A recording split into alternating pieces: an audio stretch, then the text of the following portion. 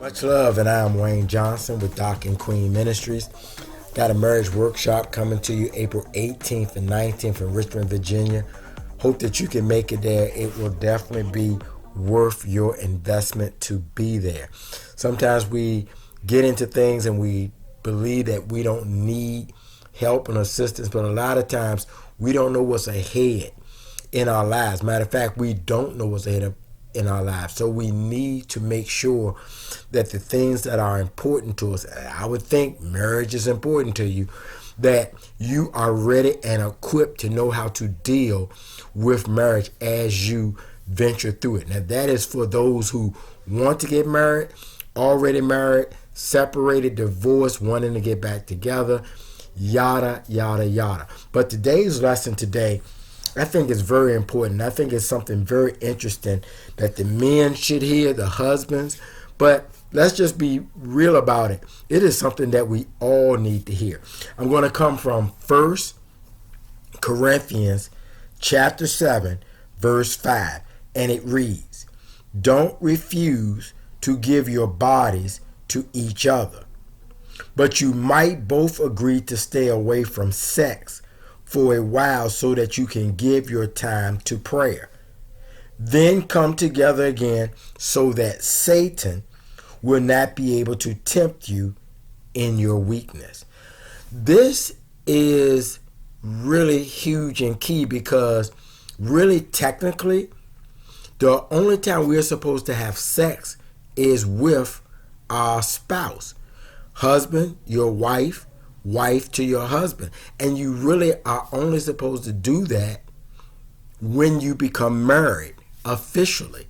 We understand that that is not the case in our world. We know so many people. I know you do, I do, we all do. Many of you may even been in that situation. But really, God intended only for us to have sex when we become married. And we know how important it is because there's scriptures that talks about, if you can't handle the sexual ways of your body, then it is better to get married. But we still have to allow God to lead us to our chosen spouse. And if we only have sexual relations, and I'm going to just say intimacy with our partner, I'll just use the word intimacy from here on out, intimacy with our partner, then we would know about any other partner because we only have come together with our spouse. So we don't know if good, big, long, short, duration, not duration, this, that, or the other, because the only person we ever know is our spouse. And everybody would be moving on how God intended it. Well, we know that that's not the case, but we need to know about it so we can get back as closely as possible to that situation. Husbands and wives, and it talks about this scripture right here shows us, and I believe tells us completely that intimacy is not just for creation. But let us take it slowly through it. It says, don't refuse to give your bodies to each other. So husbands, don't deprive the wife. Wife, don't deprive the husband. Now, I'm a male, and I know we have a strong sex drive. And so we would love to have intimacy. And a lot of times we get in marriages and it's how we feel. But we have to, as couples, being that we are now one, we have to look at our partner and be about our partner just like we are about ourselves.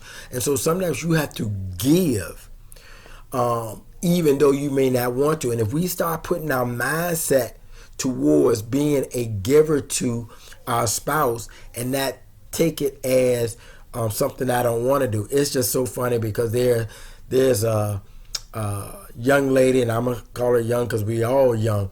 That she's been on the different social media platforms, and she says he can get it, and it just shows that when husband and wives are together, and you really, really honor each other, even to the point of sometimes you may be tired, you honor that person because that person you realize is you, and you don't want to deprive you.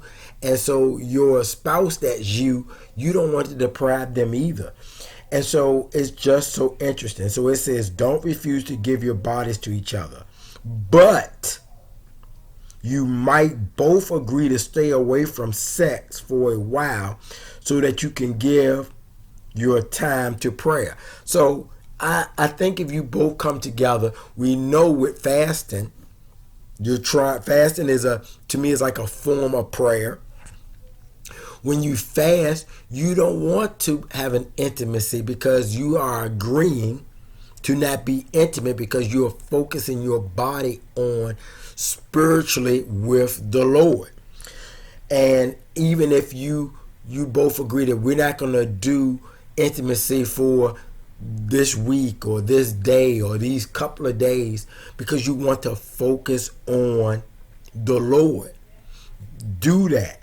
But it also tells you here, because clearly this is a strong drive. I know it is for the males, but you might both agree to stay away from sex for a while so that you can give your time to prayer. Then come together again so that Satan knows as well the sex drive and how important it is. And this is a time for him to come in and swoop. That's why many of us already fall in the first place. So what you want to do is, it says, then come together again so that Satan will not be able to tempt you in your weakness.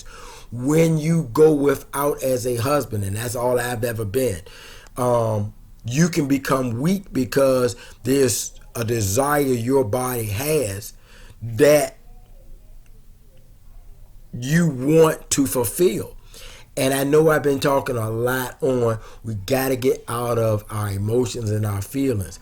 But clearly, we're not going to get around it all the time. We are not going to be spiritually led all the time. And this is when Satan swoops in. So this scripture tells us that we have to be careful and not allow our weakness to be our downfall, because this is a time that Satan comes in. It's just like in the animal kingdom, whether it's lion, tiger, bear, whatever the predator is, more than likely they look for the weakest, vulnerable prey. And it's the same thing. When Satan sees that you're weak, he wants to come at you at your weakest moment. And you as a couple, you as a team, you as a partnership, you must come together to not allow this to happen. I hope that this makes sense. This is really the only reason we are able to enjoy and have intimacy is when a man and a woman come together in marriage, being led by God because God chose them to. That is the only real reason we're able or supposed to have intimacy. I hope that this has helped. Once again, take care. God bless. Was not the easiest subject that I really wanted to talk about. But, God makes and tells you what to deliver. So you do as you are told. Take care. God bless. And once again, much love.